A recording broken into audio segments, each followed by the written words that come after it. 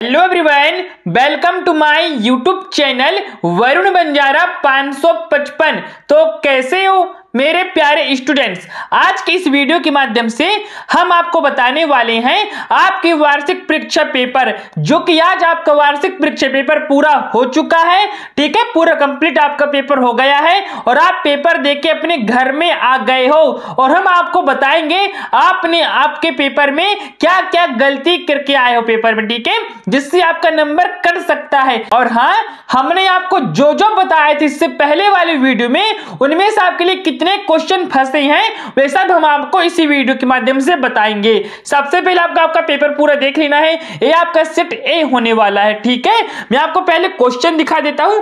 पहला प्रश्न यहाँ पे आपको दिखेगा, दिन जल्दी जल्दी ढलता है गीता हरिवंश राय बच्चन का काव्य संग्रह से लिया गया है। ठीक है, मैं आपको क्वेश्चन नंबर 11 में बताया था इससे पहले वाली वीडियो में, पार्ट 1 में। ठीक है, मैं उसका स्क्रीनशॉट लिया हूं और यही क्वेश्चन आपका सेम टू सेम आपकी इस क्वेश्चन पेपर में आ गया है। अब आप अपने क्वेश्चन पेपर में उसी प्रश्नों को आप यहाँ पे पूरा देख सकते हैं। यहाँ पे आपको देखने को मिलेगा, दिन जल्दी जल्दी ढलता है गीत हरिवंश राय बच्चन का काव्य संग्रह से लिया गया है, वही प्रश्न है। ठीक है, इसके बाद यहां पे आपसे एक तो दूसरा प्रश्न और आया है, जो कि क्या था, अर्थ के आधार पर वाक्य के कितने प्रकार होते हैं, ये प्रश्न आया है। ठीक है ना, इसका भी ये प्रश्न आपके क्वेश्चन पेपर में आ गया है, ये तीसरे नंबर में रहा।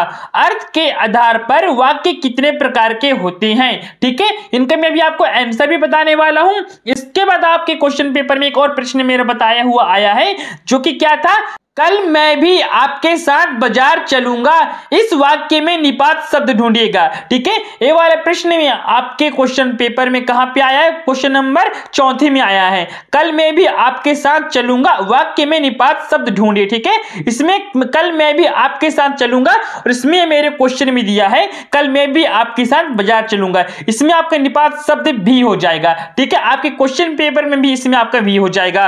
इसके बाद यहाँ पे आपसे अगला प्रश्न आ जाता है, जो कि क्या पूछा गया था, काले मेघा पानी दे पाठ की विधा क्या है। ठीक है, काले मेघा पानी दे पाठ की विधा यहां पे आपको बताना है। तो आपको ये 6वें नंबर पे पूछा गया है, काले मेघा पानी दे पाठ की विधा क्या है। तो आपको इस तरह से आपके क्वेश्चन नंबर 1 में कि मेरे 3 प्रश्न फंस गए। कितने? 3 प्रश्न आपके क्वेश्चन नंबर में मेरे फंस गए। इसके बाद यहां पे आपसे 2 नंबर का प्रश्न पूछा जाता है। ठीक है, आप 2 नंबर में से मेरे कौन कौन से प्रश्न फंसे हैं मैं आपको बताता हूं। इसमें मेरा पहला ही प्रश्न फंस गया है। ठीक है, रामचरितमानस महाकाव्य की भाषा क्या है। मैं आपको इसको एक वाक्य में बताया था और ये आपका कहां पे आ गया, ये आपका रिक्त स्थान में आ गया। ठीक है, रामचरितमानस महाकाव्य की भाषा की क्या है, तो इसमें आपको हो जाएगा अवधि। इसके बाद यहां पे आपसे दूसरा प्रश्न पूछा गया था, क्या है, दुनिया की सबसे हल्की और रंगीन चीज क्या है। इसको मैंने आपको खाली स्थान पे 6वें नंबर पे बताया था और आपके क्वेश्चन पेपर में यहां पे आपका आया है तीसरे नंबर पे, दुनिया की सबसे हल्की और रंगीन चीज पतंग होती है। क्लियर, इतना तो आपको भी पता है। इसके बाद यहां पे आपका जाएगा अगला प्रश्न में, आपको क्वेश्चन एक वाक्य में उत्तर में बताया था, लेखक आनंद यादव का पूरा नाम क्या था। ठीक है, मैं वहीं से इसको स्क्रीनशॉट लिया हूं, अपने से नहीं बता रहा हूं। ठीक है, तो आप उसको जाके देख लेना, लिंक मैं आपको डिस्क्रिप्शन बॉक्स में दे दूंगा। तो इसमें आपको क्वेश्चन नंबर 12 किसमें आपको मिल जाएगा लास्ट में, लेखक आनंद यादव का पूरा नाम क्या था, इसमें यहां पे आपको बता देना है आनंद रतन यादव। ठीक है, इसके बाद यहां पे आपसे अगला प्रश्न एक और आया था, जो कि क्या है, शेर के बच्चे का असल नाम क्या था। ठीक है, तो इसमें आपको ये वाले प्रश्न आपसे पूछ लिया, कहां, सत्य असत्य में पूछ लिया है, ये रहा। ठीक है, शेर के बच्चे का असल नाम लुटन सिंह पहलवान था। जी हां, ये आपका 100% सत्य हो जाएगा। मैंने इसका पूरा आंसर भी आपको साथ में बता दिया था। इसके बाद आपका जाता है काव्य खंड में से, ये वीडियो एक दिन पहले ही डाला था मैं। ठीक है, आपने नहीं देखा, इसमें मेरी गलती नहीं है। आप पहले प्रश्न क्या था, छोटा मेरा खेत कविता के आधार पर वाक्य रचना के संदर्भ में यहाँ पे आपको अधर और बीच में क्या है इसको आपको बताना है। तो ये वाला प्रश्न यहाँ पे आपसे कहां पे पूछा गया है, ये वाला प्रश्न आपके क्वेश्चन नंबर 6 में पूछा गया है, छोटा मेरा खेत कविता के संदर्भ में अधर और बीच क्या है। आप वीडियो जाके देख लेना। ठीक है, आपको पूरा मिलेगा। आपका ये वाला प्रश्न ये दिख रहा है, छोटा मेरा खेत कविता के आधार पर वाक्य रचना के संदर्भ में अधर और बीच क्या है, इसको आपको आपको यहाँ पे बताना था। इसके बाद यहाँ पे आपसे अगला प्रश्न पूछा जाता जो कि पद्य साहित्य से पूछा गया है। ठीक है, कौन सा प्रश्न आया है? छायावाद की विशेषताएं, कवि एवं उनकी रचनाएं बताना है। तो ये वाला प्रश्न आपका यहाँ पे कहाँ रहा है? तो आपसे वाला प्रश्न नंबर 7 के अथवा में पूछा गया है। छायावाद के प्रमुख आधार स्तंभ कवियों के नाम एवं उनकी एक एक रचना का नाम यहाँ पे आपको लिखना है, कि कवियों का नाम और आपको एक एक रचना का नाम बताना है। इसमें आपको बताया था छायावाद की विशेषता भी आपको पूरा देख के जाना है। ठीक है, उसके बाद आपको कवि एवं उनकी रचनाओं को भी देख के जाना है, और साथ में आपको रीतिकाल का भी बताया था, विशेषताएं और कवि एवं उनकी रचनाएं, जिसमें आपको रीतिकाल का भी 7वें के प्रश्न में दिया है। रीतिकालीन कविता की कोई दो विशेषता बताती हुई रचनाओं के नाम लिखिए। ठीक है, हो गया। इसके बाद यहाँ पे आपसे अगला प्रश्न आ जाता है जो कि मैं आपको कौन सा बताया था? काव्य बोध में से बताया था। ठीक है, रस एवं उसके प्रकार उदाहरण सहित यहाँ पे आपको बता देना है। इसमें आपका रस वाला कहां जाएगा? आपका रस यहां से पूछा गया। ठीक है, मैं आपको पूरा बताऊंगी। यहाँ पे आपका जाएगा स्थायी एवं संचारी भाव में कोई दो अंतर बताना है। यदि आप मेरे बताए हुए रस को पूरा पढ़ के जाते तो यहाँ पे आपका 2 नंबर पूरा कंप्लीट हो जाता। क्लियर? इसके बाद यहाँ पे आपका जाता है अलंकार एवं उसके प्रकार को यहाँ पे आपको पूरा पढ़ के जाना है। यदि आप मेरे बताए हुए अलंकारों को पूरा पढ़ के जाते तो यहाँ पे आपका क्या? रुबाइयत छंद की परिभाषा लिख के इसको आपको ये वाला भी पूरा बन जाता। ठीक है, कवि छंद की परिभाषा ये भी बन जाता। विरोधाभास अलंकार की परिभाषा प्रश्न नंबर 11 भी यहाँ पे आपसे पूरा बन जाता। ठीक है, मैं आपको पूरा बताया था आपके कितने नंबर से कहां से आने वाला है।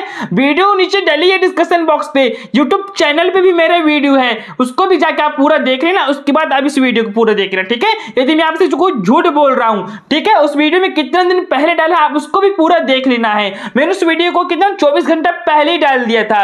ठीक है, इसके बाद यहाँ पे आपसे अगला प्रश्न जाता जो कि मैं आपको अंतर बताया था। अंतर कौन कौन सा बताया था? अंतर में आपको 4 अंतर बताया था, जिसमें से मेरा 2 अंतर आ गया है। नाटक और एकांकी में अंतर आ गया, राजभाषा और राष्ट्रभाषा में अंतर आ गया। ये आपके प्रश्न में कहां पे है? तो ये बच्चों आपके प्रश्न में एक तो प्रश्न तो ये रहा, प्रश्न नंबर 15 दिखाई दे रहा होगा। राष्ट्रभाषा एवं राज्य भाषा में कोई 2 अंतर बताइए। ठीक है, 2 नंबर यहाँ पे आपका कंप्लीट हो गया। इसके बाद आपसे एक अंतर इधर पूछा गया है, नाटक और एकांकी में कोई 2 अंतर बताइए। मैं आपको टोटल 4 अंतर बताए थे गिने चुने, और यहाँ पे आपका 2 अंतर आ गया। 4 नंबर वैसे बन गए। ठीक है, इसके बाद यहाँ पे आपसे पूछा जाता है भाषा बोध व्याकरण से मैंने आपको क्या क्या बताया था। इसमें मैं आपको राष्ट्रभाषा एवं राज्य भाषा बताया था, जिसमें मैंने आपका अंतर आ गया। क्लियर? इसके बाद आपका अगला बताया था मुहावरे एवं लोक व्यक्तियां। इसमें से आपके मुहावरे में आगे एक प्रश्न है, आम गुठलियों के दाम। मुहावरे का यहाँ पे आपको अर्थ बताना था। ठीक है, एक अगला प्रश्न और आया मेरा, निपात शब्द। यदि आप पूरा निपात शब्द को पूरा पढ़ के जाते आपके क्वेश्चन पेपर में तो आपसे 1 नंबर वाला बन जाता, जो कि आपके क्वेश्चन नंबर 1 में पूछा गया था। ठीक है, इसके बाद हमने आपको बता दिए थे माध्यमिक शिक्षा मंडल भोपाल को 10वीं बोर्ड परीक्षा की अंक सूची का द्वितीय प्रति प्राप्त कर लेने हेतु एक आवेदन पत्र बताइएगा। मैंने आपको अलग से वीडियो बना करके 5 ऐसे आवेदन पत्र बताए थे, जिसमें से आपका एक ये वाला आवेदन पत्र आपका आ गया है, जो कि आपके क्वेश्चन पेपर में भी आपको दिखा देता हूं मैं। यहाँ पे आपको देखने को मिलेगा, जो कि आपके क्वेश्चन नंबर 22 में है, जो कि आपके क्वेश्चन पेपर का सेट 1 होने वाला। ठीक है, सचिव माध्यमिक शिक्षा मंडल मध्य प्रदेश भोपाल को हाई स्कूल परीक्षा की अंक सूची की द्वितीय प्रति मंगवाने हेतु एक प्रार्थना पत्र लिखना था।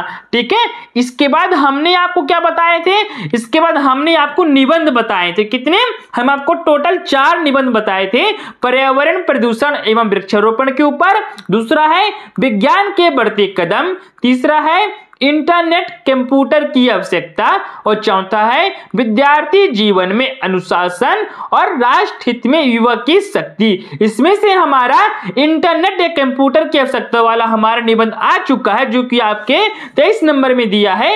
वर्तमान युग में इंटरनेट की क्या भूमिका होती है, आपको ऐसे पूरा बता देना है। यदि आप हमारे पूरा वीडियो को वॉच करते तो आज आपका कहने की 35 नंबर कहीं भी नहीं जाता, जो कि मैं आपको 2 वीडियो के माध्यम से पूरा आपका 35 नंबर पूरा कंप्लीट करवा दिया हूं। तो जो हो गया उसे जाने दो, रात गई बात गई। ठीक है, अब आप इस पेपर को पूरा तैयार कर लो, प्रिपेयर कर लो, आपने कहां गलत लिखा है और कहां सही लिखा है। तो चलिए अब हम आपको इस पेपर का पूरा आंसर बता देते हैं। तो यहाँ पे आपसे पहले प्रश्न से आंसर पूछा गया है, तो जो कि यहाँ पे आपका क्वेश्चन नंबर 1 6 नंबर का प्रश्न होने वाला। ठीक है, पहला प्रश्न है, दिन जल्दी जल्दी ढलता है गीत हरिवंश राय बच्चन के काव्य संग्रह से लिया गया है। ठीक है, निशा निमंत्रण से, एकांत संगीत से, संतृण से और मधुशाला से। तो इसमें आपका राइट उत्तर हो जाएगा क्या, निशा निमंत्रण से लिया गया था। ठीक है, दूसरा प्रश्न यहाँ पे आपसे पूछा गया है, करुणा के मुखौटे में छिपी क्रूरता की कविता है। ठीक है, कविता के बहाने कैमरे में बंद अपाहिज, बात सीधी थी पर और द नंबर 1 गीत। तो इसमें आपका राइट उत्तर हो जाएगा कैमरे में बंद अपाहिज। ठीक है, तीसरा प्रश्न यहाँ पे आपका होने वाला है, अर्थ के आधार पर वाक्य के कितने प्रकार होते हैं। Option number 8 3 7 9। तो इसमें आपका राइट उत्तर हो जाएगा 8 प्रकार के होते हैं। चौथा प्रश्न है, कल मैं भी आपके साथ चलूंगा, इस वाक्य में निपात शब्द क्या है। इस वाक्य में निपात शब्द भी है। ठीक है, अगला प्रश्न यहाँ पे आपको होने वाला है, उषा कविता के अनुसार प्रातःकालीन आकाश गंगा रहा है। ठीक है, इसमें आपका ऑप्शन नंबर द हो जाएगा नीले शंख जैसा। कैसे, नीले शंख जैसा यहाँ पे आपका हो जाएगा। अगला प्रश्न यहाँ पे आपका है, काले मेघा पानी दे पाठ की विधा क्या है। ठीक है, तो इसमें आपका राइट उत्तर हो जाएगा संस्मरण। ऑप्शन नंबर आ यहाँ पे आपका राइट उत्तर हो जाएगा। जो कि यहाँ पे आपसे क्या पूछा गया है, रिक्त स्थानों की पूर्ति उचित शब्दों का चयन करके यहाँ पे आपको पूरा कर देना है। तो इसमें आपका राइट उत्तर हो जाने वाला है रामचरितमानस महाकाव्य की अवधि भाषा है। इसमें आपका अवधि वाला राइट उत्तर हो जाएगा। दूसरा है, संपादकीय को खालिस्तान आवाज माना जाता है। किसे माना जाता है, आम जनता की। ठीक है, इसमें आपका ये वाला राइट उत्तर हो जाएगा, संपादकीय को आम जनता की आवाज माना जाता है। तीसरा प्रश्न है, दुनिया की सबसे हल्की और रंगीन चीज खालिस्तान है। तो आपको भी पता होगा पतंग है। ठीक है, अगला है, भक्तिन पाठ महादेवी वर्मा की। ठीक है, खालिस्तान में संकलित है। तो इसमें आपका हो जाएगा स्मृति की रेखाएं। ठीक है, पांचवा प्रश्न है, स्थायी भाव को जागृत करने वाले कारक को खालिस्तान कहते हैं। तो इसमें आपका राइट उत्तर होने वाला है उद्दीपन। स्थायी भाव को जागृत करने वाले कारण को उद्दीपन कहते हैं। पांचवा प्रश्न है, सॉरी बच्चों, छठवां प्रश्न है, लेखक आनंद यादव का पूरा नाम आनंदा रतन यादव था। ठीक है, इसके बाद यहाँ पे आपसे प्रश्न नंबर 3 जाता है, समाचार लेखन के 6 कारक कौन कौन से हैं। तो इसका मैं आपको आंसर बता देता हूं। यहाँ पे आपसे प्रश्न नंबर 5वां पूछा गया है, एक वाक्य में उत्तर दीजिएगा। ठीक है, समाचार लेखन के 6 कारक कौन कौन से हैं। तो यहाँ पे आपको उत्तर में बता देना है, क्या हुआ, किसके साथ हुआ, कहां हुआ, कब हुआ, कैसे हुआ और क्यों हुआ।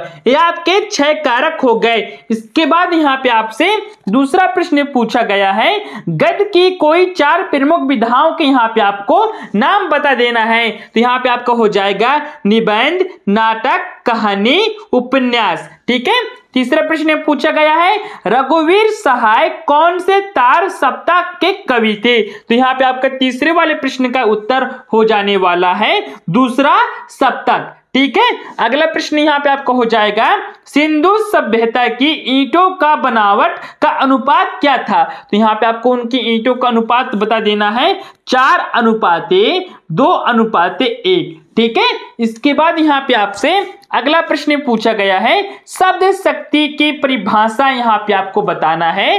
तो आपको आपके शब्द शक्ति की परिभाषा बता देना है, किसी वाक्य के भाव को समझने के लिए प्रयुक्त अर्थ का शब्द शक्ति हम उसे कहते हैं। ठीक है, इसके बाद यहाँ पे आपसे अगला प्रश्न पूछा गया है, आम के आम गुठलियों के दाम मुहावरे का अर्थ क्या होगा? जिसका उत्तर भी आपको बता देना है। क्या बताना है? दोहरा लाभ हो जाएगा। अंतिम प्रश्न है, दुर्बल सवैया छंद का दूसरा नाम क्या है? जिसका दूसरा नाम हो जाएगा चंद्रकला। अब आपका इसके बाद यहाँ पे आपसे स्टार्ट हो जाता है जो कि क्या है, प्रश्न नंबर 6वां यहाँ पे आपसे पूछा गया है। प्रश्न नंबर 6वें में यहाँ पे आपसे 2 नंबर के प्रश्न स्टार्ट हो गया जो कि यहाँ पे आपको पूरा बताना पड़ेगा। ठीक है, प्रश्न नंबर 6वें में यहाँ पे आपसे क्या पूछा गया है, छोटा मेरा खेत, दिखाई दे रहा है ना, छोटा मेरा खेत कविता के संदर्भ में अधर और बीज क्या था? तो आपको इसका आंसर देख लेना है। आपको इसका आंसर देखने को मिल रहा होगा प्रश्न नंबर 6 का।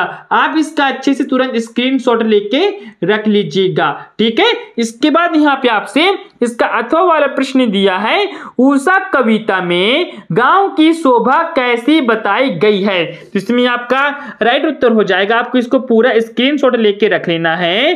कवि शमशेर बहादुर सिंह की कविता उषा में गांव की सुबह की शोभा को घरेलू बिंबों के जरिए दिखाया गया। कवि ने सुबह की प्राकृतिक दृश्यों को रोचक तरीके से प्रस्तुत किया है। इस कविता में गांव की शुद्ध वातावरण वाली सुबह का भी वर्णन हुआ है। क्लियर? इसके बाद यहाँ पे आपसे अगला प्रश्न पूछा गया है जो कि क्या है, रीतिकालीन कविता की 2 विशेषताएं बताते हुए 2 रचनाकारों के यहाँ पे आपको नाम बता देना है।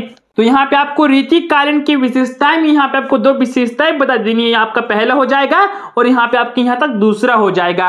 उसके बाद यहाँ पे आपसे क्या पूछा गया है, इसमें यहाँ पे आपसे पूछा गया 2 कवियों के नाम एवं उनकी एक रचनाएं। ठीक है, यहाँ पे आपको दिखेंगे प्रमुख कवि और यहाँ पे आपको रचनाएं। ठीक है, आपको दोनों कवियों के नाम और दोनों रचनाओं को यहाँ पे आपको पूरा अच्छे से पूरा लिख के आ जाना था पेपर में, लेकिन आपने ऐसा कुछ भी लिख के नहीं आया, ये मुझे पता है। ठीक है, इसके बाद यहाँ पे आपसे अगला प्रश्न पूछा गया था जो कि क्या पूछा गया है, छायावाद के प्रमुख आधार स्तंभ कवियों के नाम एवं उनकी एक एक रचना का नाम यहाँ पे आपको लिखना है। जो कि वो वाला प्रश्न यहाँ पे आपको आगे मिल जाएगा देखने को।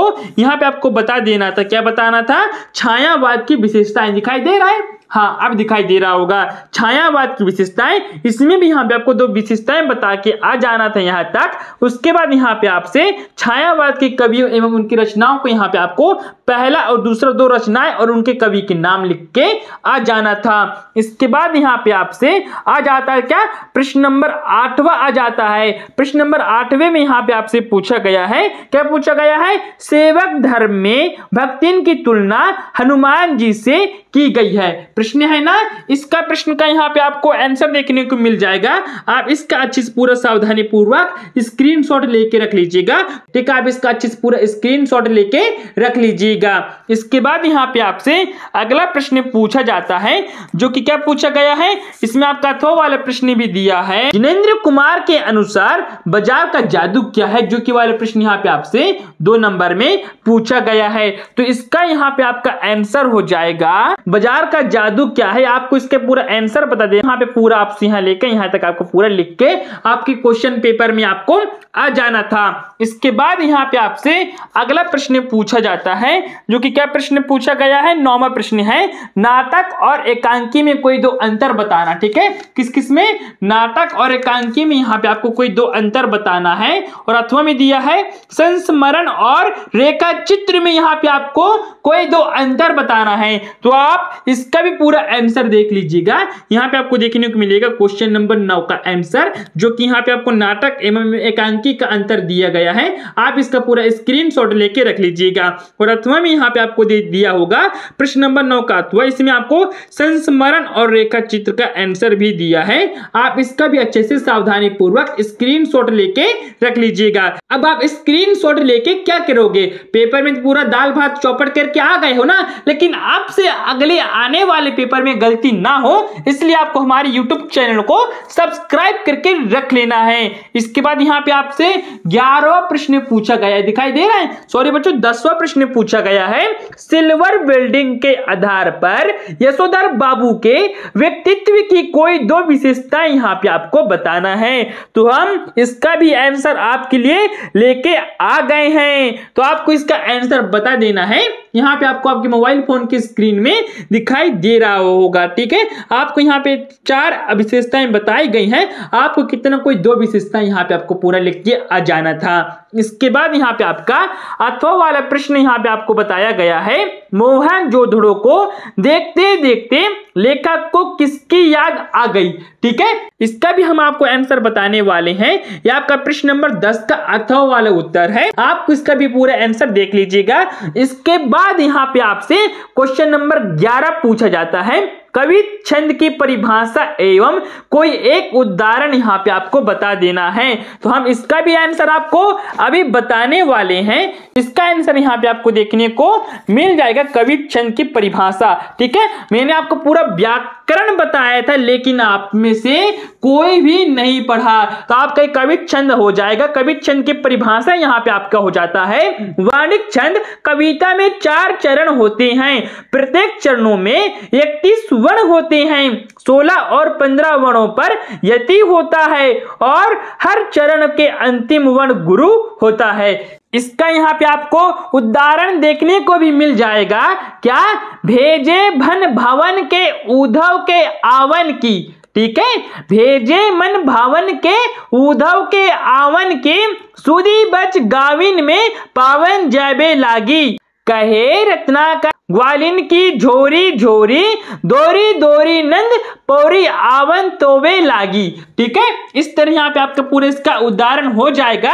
अगला प्रश्न क्या दिया है, विरोधाभास अलंकार की परिभाषा एवं एक उदाहरण यहाँ पे आपको बताना था, तो हम आपको इसका भी आंसर बता ही देंगे। तो आपको इसका आंसर देखने को मिल जाएगा, विरोधाभास अलंकार परिभाषा जहां किसी पदार्थ गुण या क्रिया में वास्तविक विरोध ना होते हुए भी विरोध का आभास हो, वहां पर विरोधाभास अलंकार होता है।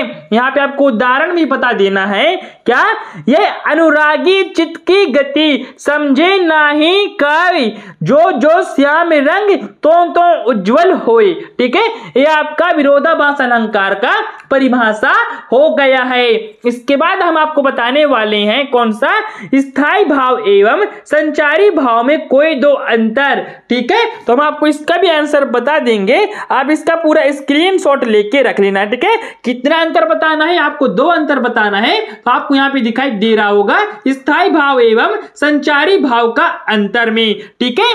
इसके बाद यहाँ पे आपसे अगला प्रश्न पूछा गया है, रुबाइया छंद की परिभाषा लिखकर एक उदाहरण बता देना है आप लोगों को, ठीक है, जो कि यहाँ पे आपसे क्वेश्चन नंबर 12 में पूछा गया है। तो भैया हम आपके लिए इसका भी आंसर लेके आ गए हैं, ठीक है। तो आपको इसका पूरा आंसर देखने को मिलेगा, रुबाइया छंद, रुबाइया छंद एक प्रकार का कविता का छंद है जिसमें 4 पंक्ति होती है। इसमें पहली, दूसरी और चौथी पंक्ति में समान मात्रा होती है, जबकि तीसरी पंक्ति में मात्रा कम होती है।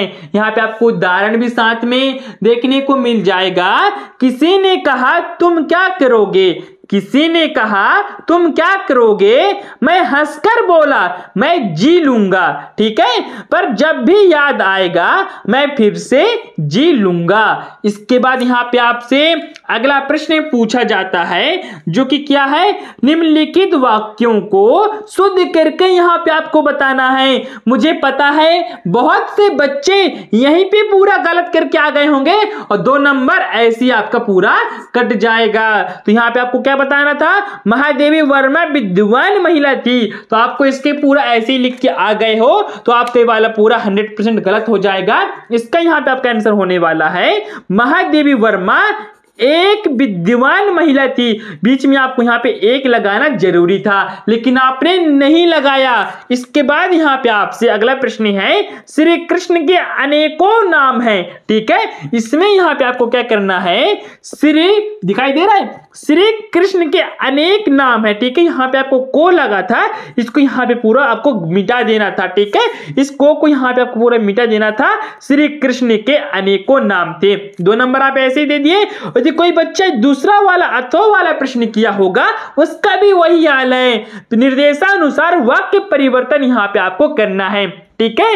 वह भोजन करके विद्यालय जाता है, इसको आपको संयुक्त वाक्य में यहाँ पे आपको पूरा चेंज कर देना है, लेकिन आपने नहीं किया। चलिए इसका हम आपको आंसर आपको बता देते हैं। इसका आपका आंसर हो जाएगा, वह भोजन करता है और विद्यालय जाता है। यहाँ पे क्या लिखा है, वह भोजन करके विद्यालय जाता है, इसको आपको संयुक्त में बदलेंगे तो इसका आपका राइट उत्तर हो जाएगा, वह भोजन करता है और फिर विद्यालय जाता है। अगला है, गणित का प्रश्न पत्र कठिन था। क्या गणित का प्रश्न पत्र कठिन था? इसका आपको क्या करना है, बिना अर्थ बदले नकारात्मक वाक्य को यहाँ पे आपको बताना है। इसमें आपको इसका अर्थ भी नहीं बदलना चाहिए और नकारात्मक वाक्य बन जाना चाहिए। इसका आपका राइट उत्तर हो जाएगा, गणित का प्रश्न पत्र कठिन नहीं आया था। क्लियर हो गया। इसके बाद यहाँ पे आपसे प्रश्न नंबर 14 पूछा जाता है, जो कि क्या है यहाँ पे आपका, फ्लैश या ब्रेकिंग न्यूज से क्या आशय है, यहाँ पे आपको बताना है। तो भैया आप इसका आंसर भी पूरा देख लो, यहाँ पे आपको इसका पूरा आंसर छोटा सा आसान शब्दों में मिल जाएगा। इसके बाद यहाँ पे आपसे अगला प्रश्न पूछा गया है, इंटरनेट पत्रकारिता क्या है। यदि आपने मेरे बताए हुए सब कुछ पढ़ा होता, मैंने आपको उसमें इंटरनेट भी बताया था, यदि आप पूरा निबंध पूरा पढ़ लेते मेरे बताए हुए, तो आपको इंटरनेट के बारे में बन जाता और यहाँ पे आपका पूरा 2 नंबर कंप्लीट हो जाता। तो चलिए हम इसको आपको इसका आंसर बता देंगे। यहाँ पे आपको दिखाई दे रहा होगा, ठीक है। प्रश्न नंबर 14 का अथवा उत्तर है, इंटरनेट पत्रकारिता का मतलब है इंटरनेट के जरिए समाचार, जानकारी और विचारों का प्रसार करना। यह पारंपरिक पत्रकारिता से अलग है क्योंकि इसमें डिजिटल प्लेटफॉर्म का इस्तेमाल होता है। इंटरनेट पत्रकारिता के जरिए खबरें तेजी से फैलती हैं और पाठक सीधे संवाद कर सकता है, ठीक है। आप इसको पूरा अच्छे से स्क्रीनशॉट लेके रख लीजिएगा। इसके बाद यहाँ पे आपसे अगला प्रश्न जाता है, जो कि क्या था, राष्ट्रभाषा एवं राजभाषा में कोई 2 अंतर बताइए। मैंने आपको बार बार बताया हूं कि राजभाषा और राष्ट्रभाषा में से 2 नंबर के प्रश्न 100% आते हैं, लेकिन आपको तो सुनना ही नहीं है ना, ठीक है। तो आपका 2 नंबर चला गया। ऐसे एक नंबर कट के आपका पूरा 50-60% एक सब्जेक्ट में आपको पूरा मिलने वाला है और अधिकांश नंबर हिंदी में ही कटता है। आप देख रहे ना, आपके हिंदी इंग्लिश में सबसे कम नंबर आएंगे और आपके बाकी सब्जेक्ट में 70, 75, 80 इस टाइप में आपके नंबर आने वाले हैं, ठीक है। तो इसमें आपको राष्ट्रभाषा और राजभाषा की पूरा परिभाषा बताया था, कैसे आपके क्वेश्चन बनने वाले हैं वे सब कुछ बताया था। तो चलिए जो हो गया उसे जाने देते हैं। आप इसका भी आंसर पूरा देख लीजिए, राष्ट्रभाषा और राजभाषा का उत्तर का, ठीक है, देख लिए। इसके बाद यहाँ पे आपसे अगला जाता है प्रश्न नंबर 15। यहाँ पे आपसे दिया है, शब्द गुण की परिभाषा लिखिए तथा इसके प्रकारों के यहाँ पे आपको नाम बताना है। तो चलिए हम इसको भी देख लेते हैं। यहाँ पे आपको देखने को मिलेगा शब्द गुण की परिभाषा यहाँ पे आपको देख लेना है। रस का अनिवार्य तत्व गुण है, ठीक है। गुण का परिभाषा है, रस का अनिवार्य तत्व गुण है। जिस प्रकार अग्नि के साथ उष्णता सदा रहती है, उसी प्रकार रस के साथ गुण सदा रहता है। जिस तरह वीरता, उदारता, दया आदि मनुष्य के आत्म के धर्म है, उसी तरह मधुर ओज रस के धर्म है, ठीक है। यहाँ पे आपको गुण की परिभाषा देख लेना है। जो काव्य तत्व रस के नित्य धर्म में है, उन्हें हम गुण कहते हैं। गुण 3 प्रकार के होते हैं। कौन कौन से होते हैं अब मैं आपको आगे बताऊंगा। आप उदाहरण देख लीजिएगा, दयापाल बहुत ही दयावान था, ठीक है। इसके हम बताएंगे शब्द गुण के कितने 3 प्रकार होते हैं। मधुर गुण, ओज गुण और प्रसाद गुण। इसके बाद यहाँ पे आपसे आपके क्वेश्चन पेपर में प्रश्न नंबर 16 आ जाता है भैया। 16 में आपने क्या क्या किया, मैंने 16 में जो जीवन परिचय बताया था वो नहीं आया है, मुझे पता है, ठीक है। और मैंने साथ में आपको उसी वीडियो में डिस्कशन बॉक्स में मैंने आपको कुंवर नारायण जी का जीवन परिचय बताया था, सूर्यकांत त्रिपाठी निराला जी का जीवन परिचय बताया था, ठीक है, जिनेंद्र कुमार जी का भी जीवन परिचय बताया था और धर्मवीर भारती जी का भी जीवन परिचय बताया था।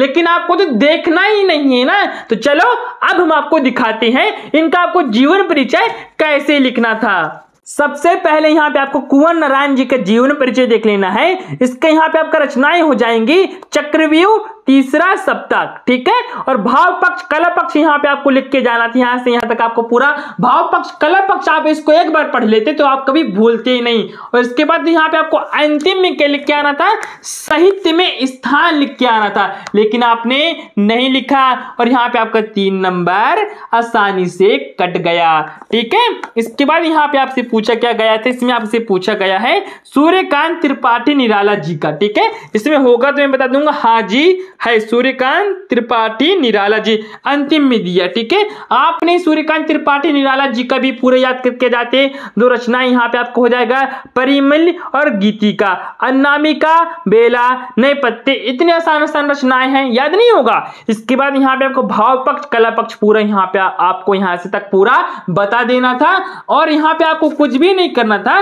लास्ट में यहाँ पे आपको साहित्य में स्थान बता देना था, तीसरी नंबर में यहाँ पे आपको दिया है, यहाँ से लेके यहाँ तक आपका पूरा कंप्लीट हो जाता। इसके बाद यहाँ पे आपसे क्या पूछा गया था, महादेवी सॉरी बच्चों जिनेंद्र कुमार जी का पूछा गया था, ठीक है। तो आपको आपकी जिनेंद्र कुमार जी का भी जीवन परिचय हम पूरा आपको पूरा कंप्लीट बताने वाले हैं, ठीक है। आपको जीवन परिचय में लिख देना था रचनाएं परखा सुनीता, भाषा शैली आपको लिख देना था, साहित्य में स्थान लिख देना था, लेकिन आपने इसको भी नहीं लिखे।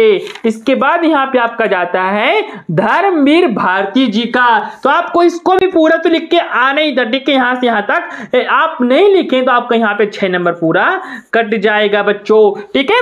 इसके बाद हम आपको आगे बताते हैं, इसमें आपका जाता है प्रश्न नंबर जो कि 18 क्या दिया है, भाव विस्तार कीजिए, ठीक है। बैर क्रोध का आचार या बुरुब्बा है, इसका आपको भाव पल्लवन कर देना है, भाव विस्तार कर देना है। आपकी स्क्रीन में दिखाई दे रहा होगा प्रश्न नंबर 18 का उत्तर है भाव पल्लवन करना, आपको यहाँ से लेके यहाँ तक छोटा से इतना सा कर देना था और यहाँ पे आपका बाइज्जत 3 नंबर मिल जाता, ठीक है। इसके बाद यहाँ पे आपको अथवा में दिया है पिताजी एवं पुत्र के मध्य वार्षिक परीक्षा की तैयारी एवं विषय पर यहाँ पे आपको संवाद लिखना है। आपको कुछ भी नहीं करना है, आपको डायरेक्ट आपके मोबाइल फोन में YouTube में जाना है और वहां पे आपको जाके सर्च करना है VARUN वरुण VANJARA बंजारा और 12 जब आपको YouTube में सर्च करेंगे तो आपको इस टाइप में आपको देखने को मिलेगा, आपको इस तरह पूरा देखने को मिलेगा। आप मेरे इस वाले वीडियो को आपको पूरा जाके देखना है, जो मैं स्क्रीनशॉट लिया था ना, आपको इसी वीडियो से मैंने आपको निकाला था, ठीक है। आप मेरे इस वीडियो में जाइएगा, मेरे वीडियो इधर चालू होने लगा। इसके बाद यहाँ पे आपको कुछ नहीं करना, आप यदि सब्सक्राइब नहीं किए होंगे यहाँ पे एक ऑप्शन आएगा सब्सक्राइब करने का, आप उसको सब्सक्राइब कर लेना और यहाँ पे आपको आगे और दिखाई, इसको आपको क्लिक करना है तो आपका पूरा डिस्कशन बॉक्स यहाँ पे आपको पूरा खुल जाएगा, ठीक है। यहाँ पे मैंने आपको अपना व्हाट्सएप चैनल का लिंक दिया हूं, आप मेरे व्हाट्सएप चैनल में ज्वाइन हो जाना, इसमें आप क्लिक करेंगे तो मेरे व्हाट्सएप चैनल खुल जाएगा। उसके बाद आप थोड़ा सा नीचे आएंगे तो आपको यहाँ पे मेरे इंस्टाग्राम आईडी का भी लिंक मिलेगा, आप मेरे इंस्टाग्राम आईडी में भी आ जाइएगा। आप इसके आगे और थोड़ा चलिए, मैंने आपको आवेदन पत्र का भी मैंने आपको वीडियो के लिंक यहाँ पे आपको दिया हूं। जीवन परिचय में आपको मैंने तुलसीदास जी का, सूरदास जी का, मीराबाई का बहुत सारे सब कुछ दिया हूं जीवन परिचय। आप इतना सब कुछ देखो तो भाव पल्लवन भी मैंने आपको 4 वीडियो दिया हूं भाव पल्लवन का, लेकिन आपने नहीं देखा। अब से आपको कुछ भी नहीं करना है, आपको हमारे YouTube चैनल को यहाँ पे आपको सदस्य वाला ऑप्शन है, इसको आपको सदस्य में सब्सक्राइब कर देना है और उसके बाद इस घंटी वाले ऑप्शन को टच करके आपको थोड़े नीचे दिखेगा, आपको ऐसे दिखेगा, यहाँ पे आपको सभी यहाँ पे आपको ऑल दिखेगा, आपको इसको यहाँ पे क्लिक कर देना है ऑल पे, ठीक है। इससे होगा कुछ भी नहीं, आप जब भी हमारा वीडियो YouTube पे डलेगा तो आपके पास सबसे पहले नोटिफिकेशन पहुंच जाएगा। ठीक है, तो जल्दी से सब्सक्राइब कीजिएगा और आप हमारे व्हाट्सएप चैनल पे भी जाके जुड़ जाइए। मैं आपको दिखा भी देता हूं आपको कैसे जाके ज्वाइन होना है। आप हमारे व्हाट्सएप चैनल में जाएंगे तो यहाँ पे थोड़ा सर्च होगा। ठीक है, इस सर्च होने के बाद यहाँ पे आपको थोड़े नीचे आइएगा, आपको यहाँ पे और देखने को मिलेगा हमारा पूरा जानकारी देखने को मिलेगा। पढ़ना होगा तो आप इसको पूरा पढ़ लीजिएगा। इसके बाद यहाँ पे आपको नीचे दिखेगा चैनल देखें, तो आपको यहाँ पे जाके हमारे चैनल को जाके देखना है। ठीक है, तो हमारा यहाँ पे चैनल खुल गया है, तो आपको यहाँ पे